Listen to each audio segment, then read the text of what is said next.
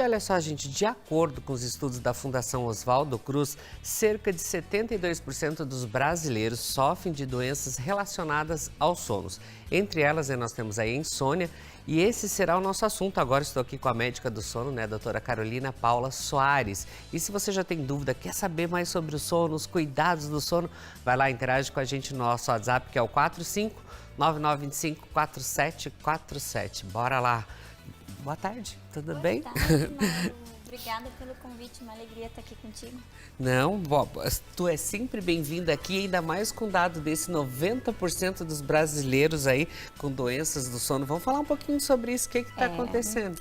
Então, a gente tem uma cultura muito errada em relação ao sono, como se ele fosse algo supérfluo, como se a gente pudesse querer suprimir abandonar ele ou não dar atenção. E, na verdade, o sono é fundamental para a manutenção da saúde. Então, já desde os primórdios da medicina, a gente sabe que existe um tripé, que é dormir bem, se alimentar bem e se exercitar para manter a saúde. E aí a gente tem 70% da população brasileira, né, 72%, conforme essa pesquisa, e tem outras estatísticas que mostram realmente que tem muita gente. Então, em se tratando de insônia, que é uma das patologias mais prevalentes, não, as mais prevalentes a gente pode colocar restrição do tempo de sono, que é não dormir o tempo adequado, a insônia e a apneia do sono. Somando aí essas três, a gente está falando realmente de 70% dos problemas do sono. 48, 45 milhões de brasileiros não conseguem iniciar ou manter o sono de maneira satisfatória para manter o dia seguinte bem, que seria o que a gente define como insônia.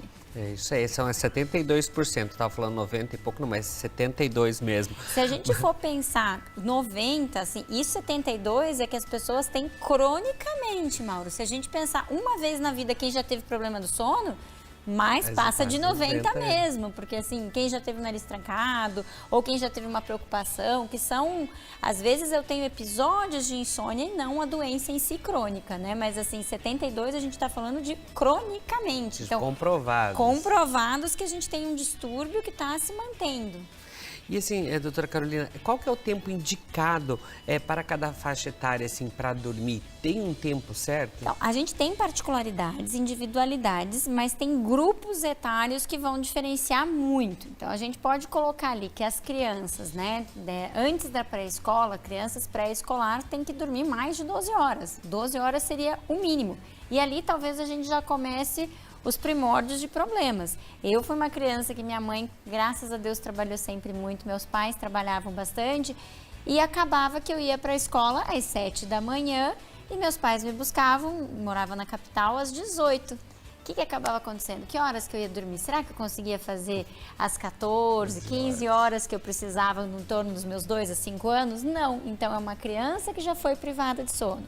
Aí a gente muda um pouquinho. Vamos falar então das crianças lá, os pré-adolescentes. 10 horas de sono. E aí a gente vai olhar primária, para o ensino médio, fundamental 2, tudo tendo restrição de sono grave.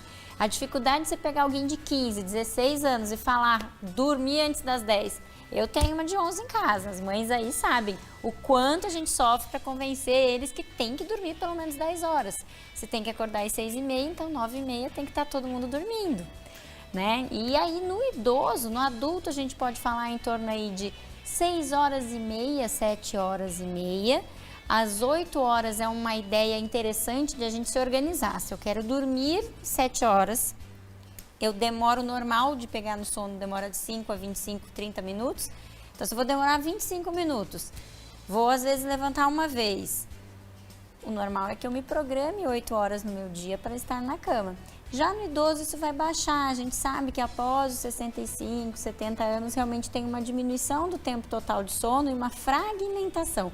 Então o sono, aqueles ciclos, eles vão ficar em pedaços mais separados e pode baixar aí para em torno de 6 horas mais baixo, ao invés de tão perto das 7, que é o adulto jovem, baixa mais para os 6. É isso aí, quando a gente chega nessa idade dos 40, quase 50, a gente sabe da importância do sono. A gente faz fala, não, vamos virar a noite. Uma noite mal vira uma dormida. Noite agora, você vai ver quando você vai recuperar 2 semanas depois. É quando a gente vai para balada e se arrepende a semana inteira, né? Para se recuperar. Por isso que é importante você sempre coordenar seu sono ali também, que isso ajuda bastante. Mas, doutora, o que pode causar essa insônia, então, que às vezes acaba incomodando as pessoas? É você não se programar para dormir? Isso é o que a gente tem mais visto. Eu tenho muito paciente no consultório, principalmente os jovens, e agora alguns idosos que estão indo para as redes sociais, né? E vídeo de YouTube, e TikTok, não sei se pode falar. Tranquilo. Mas que são realmente hábitos que as pessoas estão levando o celular para a cama, e principalmente esses que são de vídeos curtos e que você tem que ficar apertando, passando, eles causam liberação de dopamina. E aí isso faz a pessoa ficar excitada ao invés de relaxar. Então a gente tem hábitos que são péssimos, e aí a gente pode colocar que talvez o maior vilão hoje realmente seja o celular. É bem comum as pessoas falarem que não, mas eu desligo às 11. Daí a gente vai olhar o tempo de uso na telinha, e eu faço isso no consultório, os pacientes ficam em pânico. Falo, não, eu sou chata, pode pegar o celular e me mostra aqui o tempo de hora. E tá lá, gente, tá registrado justo porque a própria empresa, quando a gente aceita, as empresas de smartphone, elas se isentam dos vícios e do mau hábito, mau uso que você tem. É considerado mau uso. E eles mandam toda semana um relatório ali, você está usando tanto tempo. Exato, você tá abusando, você está abusando, porque é uma falta de controle nosso. Só que é engraçado que isso não seria insônia. Porque a insônia, por definição, ela é quando a pessoa, no ambiente, hábito e comportamento correto, ela não consegue dormir. Então, essa insônia que eu tô fazendo tudo certinho, eu não deito com o celular, eu faço tudo certinho, doutor, não tomo café muito, depois das 4 eu não tomo café, evito chocolate, eu não fico comendo, beliscando, eu faço relaxamento, eu faço uma agendinha das minhas tarefas para não ficar com aqueles pensamentos reentrantes quando eu vou deitar, e mesmo assim, sei lá, 3 horas da manhã eu acordo e perco o sono. Então, nesses casos, a gente vai investigar tanto a insônia primária, que são pessoas que elas não têm um motivo real, assim, aparente, como as insônias secundárias, que daí a ansiedade é o grande carro-chefe. Então, muita gente que é ansiosa, quando acorda entre um ciclo e outro de sono, acaba ficando preocupada de não voltar a dormir e pronto, daí plantou a sementinha.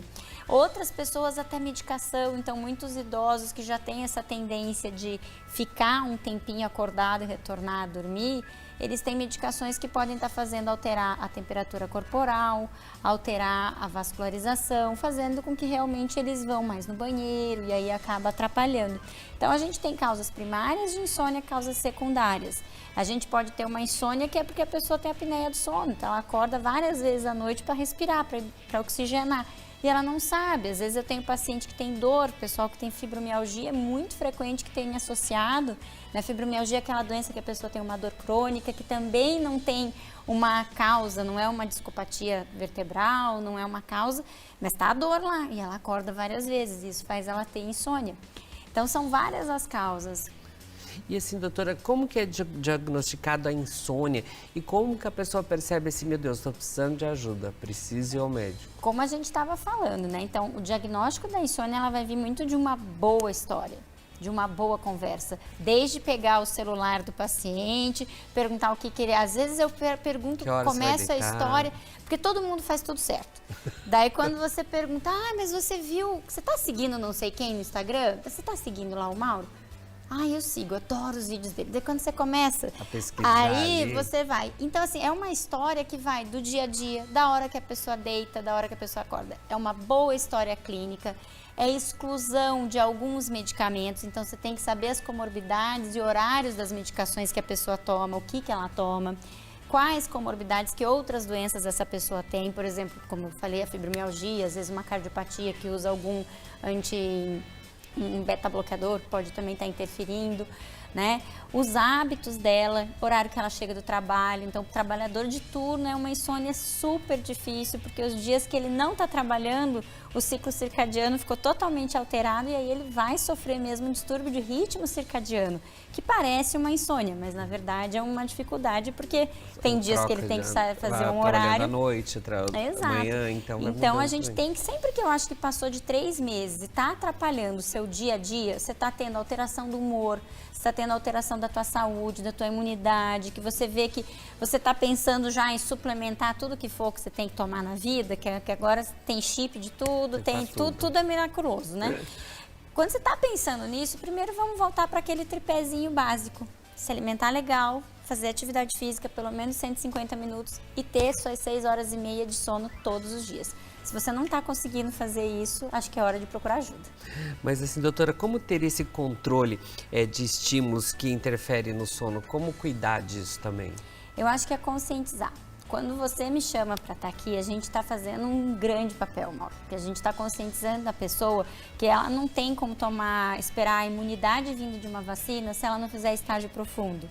Que o homem que está pensando em repor testosterona, ele não vai produzir a testosterona porque ela depende de ciclo circadiano. Então, se eu altero o horário de acordar e dormir, altera até 60% da minha produção de testosterona. Então, quando a gente vem e abre um espaço ao público falando, olha, a importância do seu sono, dormir não é desligar as luzes, dormir é uma fábrica fantástica do seu organismo. Mas para que dormir? Vamos aproveitar a vida. Exatamente, você vai aproveitar muito mais e funcionando muito melhor, procurando cuidar do seu sono. E aí tem aqueles cuidados gerais. Então, assim, você mesmo falou, a gente recebe o relatório do celular, quem programa ali. A gente sabe o horário que a gente está fazendo a coisa errada. Então, não ceda às pequenas tentações de levar o celular para a cama. Assiste a TV se puder na sala. Procurar depois das 9 da noite, 8 horas da noite, manter o ambiente da casa com luzes mais amarelas e menos luz branca. Aqui no estúdio, a gente, para ficar com essa cutis maravilhosa que só o Mauro tem, que a minha tá cheia, tem muita lanterna. Então, quem faz aqui o estúdio à noite tem que chegar em casa, às vezes, ficar no escurinho, bem escurinho, para conseguir apagar, porque tudo isso vai estar influenciando bastante. Tá vendo, gente, a importância? Se você tem insônia, se está desconfiado, procure um especialista, troca uma ideia com ele. Tem o Insta ali da doutora também, é só você entrar em contato. A doutora Carolina com certeza vai te ajudar. E se você quer saber algum outro assunto também relacionado ao sono, mande pra gente que a gente convida ela novamente. Eu, graças a Deus, sou um reloginho, ó, tá ótimo. Porque você tem essa cara boa, né, doutora?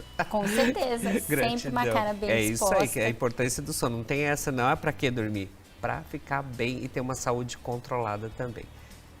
Posso roubar 5 segundinhos bem rapidinho? Bora. Só pra gente finalizar do tratamento. Tratamento de insônia é mudança de comportamento e conhecimento, terapia comportamental cognitiva. Não é remédio, remédio é uso em exceção. Então, se um médico, mesmo alguns colegas na melhor intenção, eles prescrevem alguma coisa, procura usar o mínimo possível e vá no psiquiatra, no médico do sono, no neurologista, que são mais preparados para estar fazendo diagnóstico e pensar na medicação se necessária. É isso aí, mas você fazendo uma prevenção e se cuidando, não vai precisar de medicamento nenhum. Gratidão. Obrigado. Bom,